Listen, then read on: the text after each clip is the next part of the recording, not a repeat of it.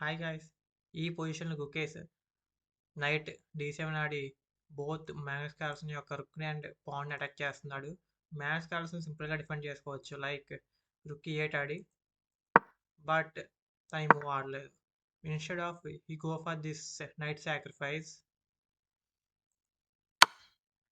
ఇదే పెద్ద బ్లండర్ అయిందనమాట ఇక్కడ. So after all trades happen గుకేష్‌కి మన మెటీరియల్ చూసినట్టయితే గుకేష్‌కి ఒక నైట్ ఎక్స్ట్రా ఉంది మ్యాగ్నస్ కార్ల్సన్‌తో పోలిస్తే.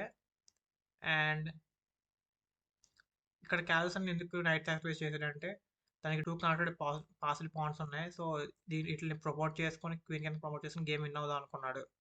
బట్ ఇక్కడే మ్యాగ్నస్ కార్ల్సన్ తప్పు చేశాడు. ఎందుకంటే ఈ పాయింట్స్ని ఈ 2 పాయింట్స్ని నైట్ ఆపగలదు అనమాట. అది ఎలాగో చూద్దాం రండి. సో మ్యాగ్నస్ పాయింట్స్ని పుష్ చేయడం స్టార్ట్ చేశాడు. ముఖేష్ కూడా తన నైట్ని పాయింట్స్ దగ్గర తీసుకొచ్చాడు అనమాట. సో క్యాల్సన్ ఇంకా పుష్ చేశాడు.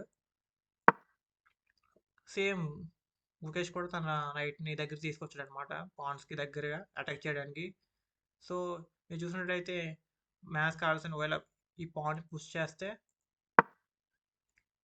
సింపుల్గా ముఖేష్ నైట్ E4 ఆడతాడు.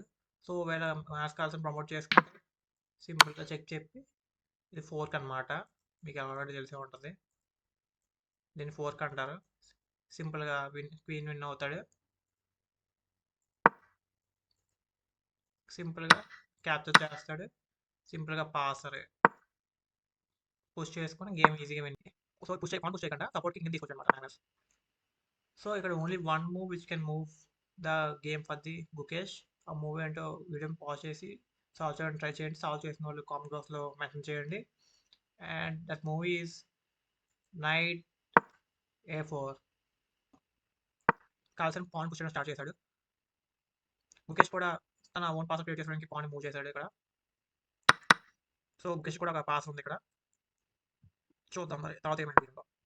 సో మ్యాగ్నస్ సో ఒక పాసర్ మ్యాగ్నస్ కూడా ఒక పాసర్ని క్రియేట్ చేసుకున్నాడు ఇక్కడ పుష్ చేయడానికి.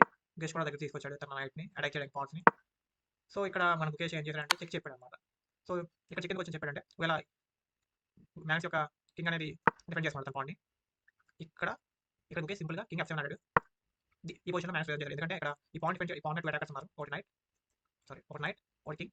ఓన్లీ మ్యాగ్నస్ ఒకటి డిఫెండ్ కింగ్ మాత్రమే. సో డిఫెండ్ చేయలేదు. ఓన్లీ పాయింట్ పుష్ చేసుకుంటే సింపుల్ ఈ పాయింట్ క్యాప్చర్ చేస్తాడు. ఈ స్క్వేర్ కవర్ చేస్తాడు నైట్ తోటి. సో ప్రమోట్ చేసుకున్న అనమాట. సింపుల్ క్యాప్చర్ చేసి ముఖేష్ 2 పాయింట్స్ ఉన్నాయి ఎక్స్ట్రా పాయింట్స్. ఇలా ప్రమోట్ చేసి గేమ్ అవుతారు.